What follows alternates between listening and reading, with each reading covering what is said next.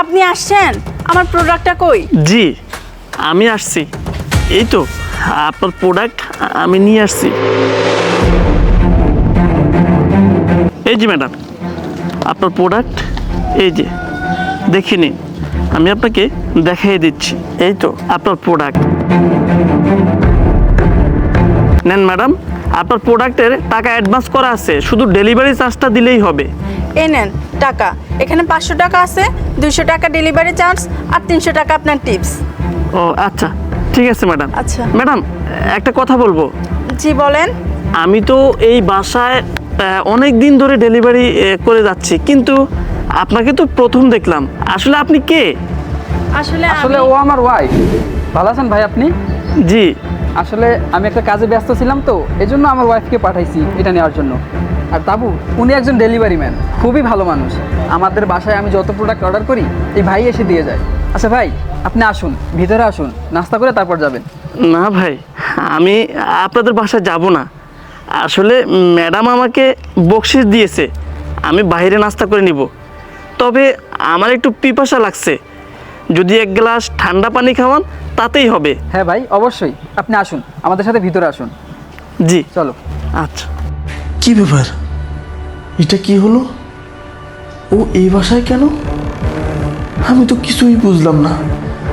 ওরে তো আমি বাসায় রেখে আসলাম। যাই ভিতরে গিয়া দেখি। আসুন ভাই, উপরে আসেন।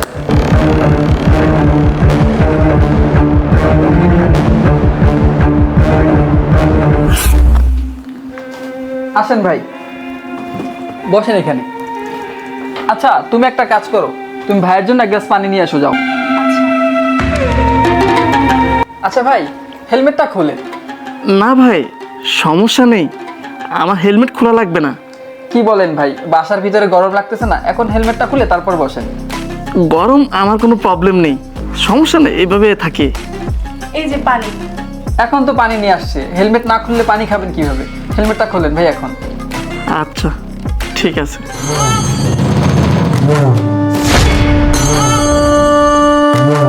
কি ব্যাপার, তোমার হাত কাঁপতেছে কেন? গ্লাসটা তো পড়ে যাবে, পানিটা ওনাকে দাও। না মানে? না মানে? কি ব্যাপার, তুমি এরকম আমতামতা করতেছো কেন? আর ওনাকে দেখার পর থেকেই তোমাকে কেমন নার্ভাস দেখাচ্ছে, কি হয়েছে বলো তো? উনি কি বলবে? যা বলার আমি বলতেছি। আপনি বলবেন মানে? আপনি করে চিনে? হ্যাঁ আমি তাকে চিনি, সে আমার বিবাহিত স্ত্রী। কি বলেন, আপনার কি মাথা ঠিক আছে?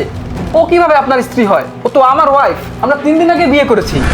হ্যাঁ ভাই, আপনি 3 দিন আগে বিয়ে করেছেন, আর আমি তাকে বিয়ে করছি আরও 1 বছর আগে। কি বলেন আপনি? হ্যাঁ আমি যা বলছি সব সত্যি বলতেছি।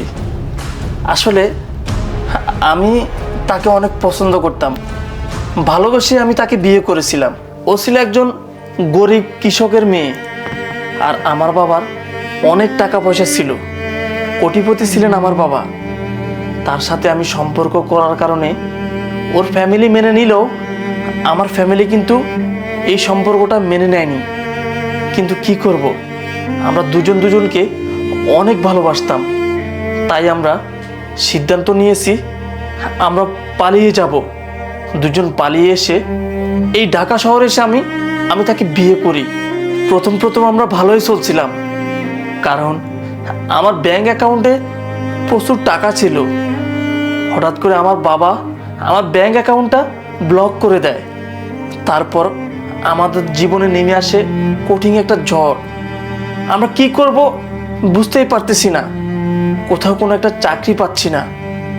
এই শহরে অনেক জায়গায় ঘুরছি একটা চাকরির জন্য, কিন্তু কোথাও একটা চাকরি পাইনি। শেষমেশ এই ডেলিভারি ম্যানের চাকরিটা আমি পাই, আর এই চাকরিটা করে ওকে আমি অনেক ভালো রাখার চেষ্টা করেছি।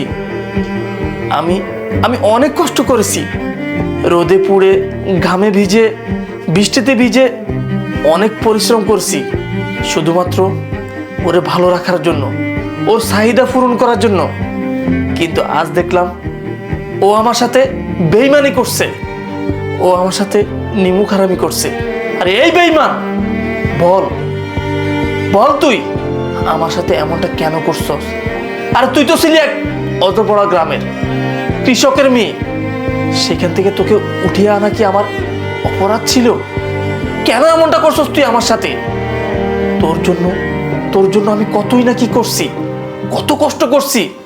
বাবার টাকা পয়সা ধন দৌলত সব কিছু ফেলে রেখে এসে তোকে নিয়ে আমি পালিয়ে এসেছিলাম তোর সাথে ভালো থাকবো বলেই। আর তুই কিনা আমার সাথে এরকমটা করতে পারলি? তোদের মতো মেয়েরা সব পারে। যখন আমার টাকা পয়সা ধন দৌলত সব কিছু ছিল, তখন আমার সাথে সম্পর্ক ছিলি, তখন আমাকে বিয়ে করলি। আর এখন আমি হয়তো সাধারণ একটা ডেলিভারি ম্যানের জব করি, তোর চাহিদা আমি হয়তো পূরণ করতে পারি না, তাই তুই আমার সাথে এমন করলি। এই একটা কথা বলতো, আমার ভালোবাসা তো মিথ্যে ছিল না, কিন্তু তুই আমার সাথে কেন এমনটা করলি বল? আর ভাই, আপনাকে বলি, কিভাবে আপনি পারলেন একজন বিবাহিত মেয়েকে বিয়ে করতে? আপনি কি একবারও যাচাই করলেন না যে মেয়েটার বিয়ে হয়েছে কিনা? মানুষ তো বিয়ে করার আগে যাচাই করে, কিন্তু আমার বিশ্বাস হচ্ছে না ভাই আপনার মতো মানুষ এরকম একটি কাজ করবে। আসলে ভাই, আমি তো জানতাম না যে ও বিবাহিত, আর ও আমাকে বলেছিল ও সিঙ্গেল, তাই তো ওর সাথে আমি রিলেশনে যাই। 6 মাস রিলেশন করার পরে ওকে আমি গত 3 দিন আগে বিয়ে করি। আমি যদি জানতাম যে ও বিবাহিত, তাহলে ওকে আমি কিছুতেই বিয়ে করতাম না। দেখো, আমি তোমার সাথে যা করছি ভুল করছি, আমাকে মাফ করে দাও। চুপ কর! মাফ করে দিব? কারে মাফ করে দিব আমি? আরে এই, তোর মনে নাই তোর বাবা ছিল একজন কৃষক, অজপড়া গ্রাম ছিল তোদের, তোকে দেখার মতো কেউ ছিল না। আর সেইখান থেকে আমি তোকে উঠাই নিয়ে আসছিলাম, তোকে ভালোবাসছিলাম। আর তুই কিনা আমার সাথে এরকম 2 নাম্বারই করলি, বেইমানি করলি, নিমুখারামি করলি তুই আমার সাথে। তোকে মাফ করে দিব আমি?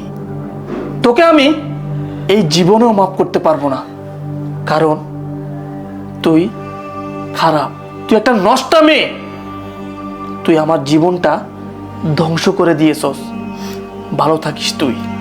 ভাই, আমি আসতেছি। আমি আর ভুল করেও আপনার বাসায় কোনো প্রোডাক্ট নিয়ে আসবো না। ভালো থাকবেন আপনি।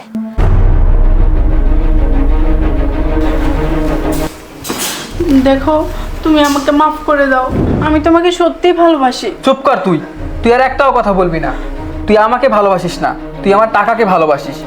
ওনার টাকা ছিল বলে তুই ওনাকে ভালোবেসে বিয়ে করেছিলি, আর যখন ওনার টাকা শেষ হয়ে গেছে তুই ওনাকে ছেড়ে আমার কাছে চলে আসছিস, কারণ আমারও লাখ লাখ টাকা আছে। তোর সাথে আমি সংসার করতে পারবো না, তোকে আমি ডিভোর্স দিব। তোর মতো প্রতারকের সাথে আমি থাকতে চাই না। তুই বেরিয়ে যা আমার বাসা থেকে, যা বেরিয়ে যা। দেখো, মাফ করে দাও। তোকে বলেছি আমার বাসা থেকে বেরিয়ে যেতে, যা এক্ষুনি আমার বাসা থেকে বেরিয়ে যাবি।